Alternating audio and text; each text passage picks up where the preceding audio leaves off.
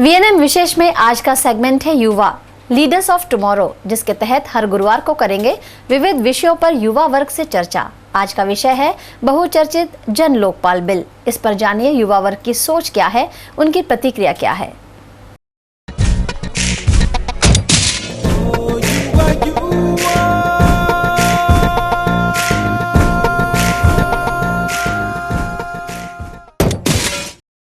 नमस्कार, स्वागत है आप सभी का हमारे प्रोग्राम युवा में।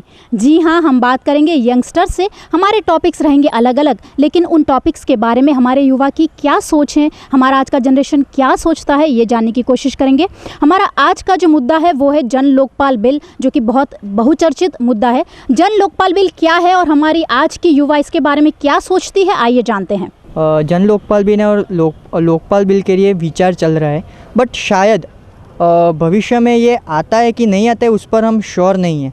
सो I was some 3 points from my point of view कि शायद वो नहीं आता है तो हम इस तरीके से करप्शन मिटा सकते हैं। लाइक फर्स्ट, लीडर जब हम चुनते हैं, जैसे हम कई ऑर्गेनाइजेशन में जाते हैं तब हमारा जॉब क्वालिफ़िकेशन पूछा जाता है हमको।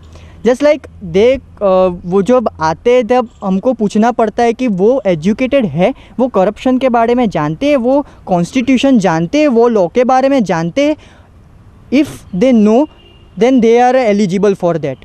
दूसरा पॉइंट ये है कि कॉन्स्टिट्यूशन, संविधान, जैसे हम 1 स्टैंडर्ड से 12 स्टैंडर्ड तक समाज विद्या, पर्यावरण, गणित, विज्ञान, ऐसे कई सब्जेक्ट आते हैं जिस पर बैचलर होता है, जिस पर स्पेशलाइजेशन होता है।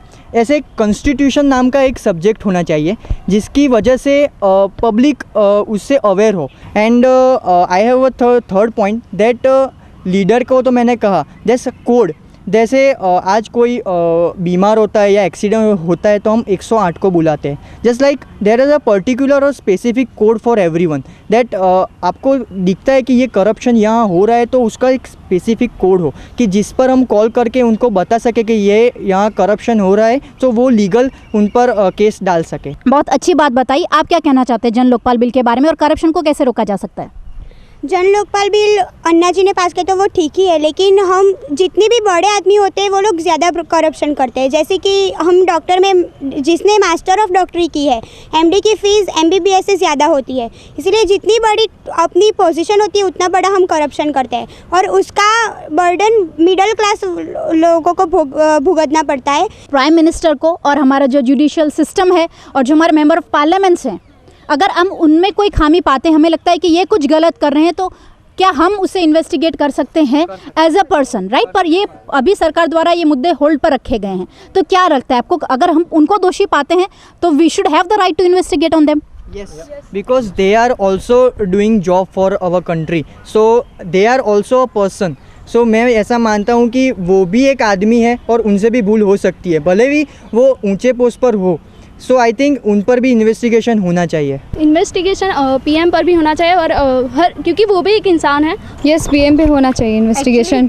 जन लोकपाल में जो हम इसमें बताया गया है कि पीएम की जवाबदारी ज़्यादा बड़ी होती है। इन्वेस्टिगेशन लोग करते हैं पर पीएम उनसे बड़े होते हैं, इसलिए वो लोग कुछ कर भी नहीं पाते। इसलिए हमारे पास एक ऐसे मेंबर भी होने चाहिए कि उनके पास एक राइट्स होने चाहिए कि उनके लिए कोई हमें लीगल नोटिस नहीं चाहिए कि हाँ प्राइम मिनिस्टर पे करे ना करे। उतना एक होना चाहिए कि अगर प्राइम मिनिस्टर कुछ गलत कर रहे हैं तो उनके लिए उनको वो राइट्स नहीं लेना चाहिए कि क्या हम इन्वेस्टिगेशन करें। उनको एक होना चाहिए कि कर सकते हैं ऐसा। हाँ, मतलब जो अन्ना हजारे जी की मांग है वो ये है कि एक सेंटर में लोकपाल रखा जाए और हर एक राज्य में लोक आयुक्त नियुक्त किया जाए, ताकि जो भी सिटीजन्स की प्रॉब्लम है, हालांकि वो तो ये कहते हैं कि अगर एज ए इंडिविजुअल सिटीज़न हम सबको ये अधिकार होना चाहिए कि अगर कुछ गलत हो रहा है तो we can go and sue that person, और हमें जो न्याय है या जो सच्चा है उसको सपोर्ट किया जाए, और जो करप्ट है, जो करप्शन कर रहा है, उसे पनिश किया जाए, और जिसका मैक्सिमम जो पनिशमेंट है that should minimum should be 5 years and maximum should be life imprisonment. क्या कहना चाहते हैं आप? अन्ना हजारे जे अनशन कर्યું એ બહુ જ સારું છે, કારણ કે એક વ્યક્તિ તો જે દેશમાં ઊભો થયો કે જેને ખબર છે કે ભ્રષ્ટાચાર આ છે અને ભ્રષ્ટાચાર માટે એમને લડત શરૂ કરી, તો આજની યુવા પેઢી એમની સાથે જોડાય। એટલે આજની યુવા પેઢીને એટલી અવેરનેસ તો છે જ કે આ ભ્રષ્ટાચાર થઈ રહ્યો છે, બહુ જ ખરાબ છે અને એ અટકાવવો જોઈએ। પણ શું એ કાયદો બની જશે, મતલબ જનલોકપાલ બિલ પાસ થઈ જશે, એક કાયદો બની જશે, શું એ એપ્લિકેશન મુકાશે?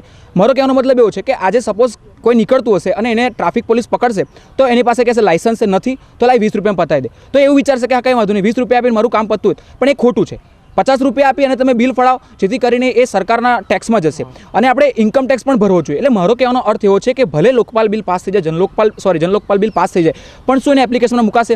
લોકોને આજના લોકોને એવું છે, બિઝી શેડ્યુલમાંથી ટાઈમ નથી મળતો, એટલે લોકો છે કે સહેજ આની માટે શું કેસ કરો એમ કરીને એને જતું કરે છે. તો એ વસ્તુ છે ને એ ના થવી જોઈએ. જનલોકપાલ બિલ પાસ થવું જોઈએ અને એ કરવું જ જોઈએ. આપણે હમણાં જો વડોદરામાં રિસન્ટ જોઈએ તો જ્યારે પણ વડોદરામાં જ્યારે મુખ્યમંત્રી પધારે છે તો એ વખતે એ જે રોડ હોય છે કાં તો એ પણ હોય છે એ બધું ક્લિયર થઈ જાય છે અને નવા બની જાય છે. કેમ?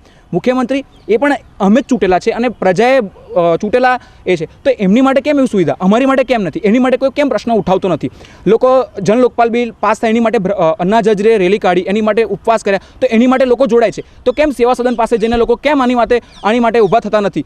તો મારો કહેવાનો મતલબ એવો છે કે Janlokpal B is the best, પણ એની માટે પહેલાં તો પ્રજાએ જાગૃત થવું પડશે. આપણે 1947માં આઝાદ થયા, પણ ખાલી કહેવાથી વાસ્તવિકતાથી આપણે આઝાદ જ નથી. આપણે કાંઈ પણ કામ કરવું હોય તો ખરડો પસાર કરવો પડે, અને આપણે ખરડો પસાર કરીએ, આપણે સિનિયર સિટીઝન થાય એ પછી તો એનો ઉકેલ આવે છે. જેમ કે અત્યારે हाईकोर्ट में 2 लाख केस पेंडिंग है. सिस्टम में कुछ लॉज लाने की ज़रूरत है, कुछ इम्प्रूवमेंट्स लाने की ज़रूरत है. ये लोग कह रहे कॉन्स्टिट्यूशन भी एक सब्जेक्ट का हिस्सा होना चाहिए, सिस्टम में चेंज लाने की ज़रूरत है. अगर पॉलिटिक्स में आना है और करप्शन मिटाना है तो यंगस्टर को आगे बढ़ना पड़ेगा और यंग ब्रिगेड ही इसका कुछ सॉल्यूशन ला सकती है. मतलब जस्ट सिर्फ बातें करने से नहीं होगा कि आप ये करो. हम बात करते हैं कि ये नेता ये है ख़राब है या ये सिस्टम में ये प्रॉब्लम है, but nobody is taking the initiative कि भाई हम सिस्टम का हिस्सा बने और इस सिस्टम में कुछ बदलाव लाने की कोशिश करें. आप क्या कहना चाहते हैं? જે રીતે ડૉક્ટર અબ્દુલ કલામ કહે છે કે યુવા શક્તિ એક એવી શક્તિ છે કે પૃથ્વીના પેટર્નમાં પણ એવી શક્તિ નથી કે પૃથ્વીની ઉપર પણ એટલી શક્તિ નથી જેવી યુવાના માઇન્ડમાં છે, મગજમાં છે. પણ આજકાલ નેતા જેવું આપણે એટલે ચૂંટાવવું જોઈએ કે એકદમ સર્વશક્તિમાન હોય છે, ફટાફટ ડિસિઝન લઈ શકે એવો હોય છે, એકદમ અવાજ ઉઠાવવો જોઈએ એને, અને એના માટે રાજકીય પરિસ્થિતિમાં આમૂલ પરિवर्तन जरूरी है. हमारे देश में भ्रष्टाचार इसलिए है क्योंकि हमारे देश में भ्रष्टाचार मिटाने के लिए कोई कानून नहीं है. चाहे 2000 करोड़ का घोटाला कर दो, चाहे 4000 करोड़ का. और कभी कभी तो ऐसा होता है कि जिसके खिलाफ भ्रष्टाचार का केस चल रहा है वो खुद ही उसकी जांच कर रहा होता है. मुझे लगता है कि लोकपाल बिल आना चाहिए. પહેલાં તો આપણે આપણા નાગરિકોએ જાગૃત થઈને એવા લીડર ચૂનવા જોઈએ, એવા લીડર લાવવા જોઈએ કે આપણા માટે કંઈ કરે. ચૂંટણી આવે ત્યારે આપણને આવીને એવું કહેશે કે તમે વોટ કરો, તમારા માટે આ કામ કરીશું, પેલું કામ કરીશું, પણ કરે છે શું? તો આપણે આપણા નેતાઓને સિલેક્ટ કરવા જોઈએ, એવા નેતા સિલેક્ટ કરવા જોઈએ કે આપણા માટે વિચારે, નહીં કે એમના પોતાના માટે. युवा ये सोचती हैं कि जो इलेक्शन के टाइम जो नेता होते हैं, जो वादे करते हैं वो खोखले होते हैं. बिल्कुल सही है सबका ये सोचना, क्योंकि जैसे हम देखते हैं कि जो नए कंस्ट्रक्शंस होते हैं, रोड कंस्ट्रक्ट होता है, ब्रिज कंस्ट्रक्ट होता है, फ्लाईओवर कंस्ट्रक्ट होता है, 1 साल के अंदर उसमें कोई ना कोई खराबी आ जाती है, कहीं से टूट जाता है. तो कहीं ना कहीं इन सब में भ्रष्टाचार कहीं ना कहीं झलकता है. आप क्या कहना चाहेंगे? मैं ये बताना चाहती हूँ कि यहाँ पे आज मतलब हर एक नागरिक, मैं भी इंक्लूडिंग हूँ उसमें, भ्रष्टाचार करता है. मैंने भी किया है. मैं जब एजुकेशन के लिए गई थी, मुझे परसेंटेज कम नहीं थे, फिर भी मुझे डोनेशन देना पड़ा था. मैं मेरी बहन की बात लूँ तो मेरी बहन के 70% आए थे BCA में, लेकिन फिर भी उसको 50,000 का डोनेशन देना पड़ा था. It is known as a corruption. मतलब यहाँ पे एक भी इंसान ऐसा नहीं है जो करप्टेड नहीं है. हमें कोशिश करनी है कि हम हमारे लेवल पर भ्रष्टाचार को रोकें. यदि कोई भ्रष्टाचार कर रहा है तो उसे हम रोकें. यानी यहाँ सभी ये कहना चाहते हैं कि जन लोकपाल बिल बहुत ही ज़रूरी है. जन लोकपाल बिल को जल्द से जल्द पारित किया जाना चाहिए.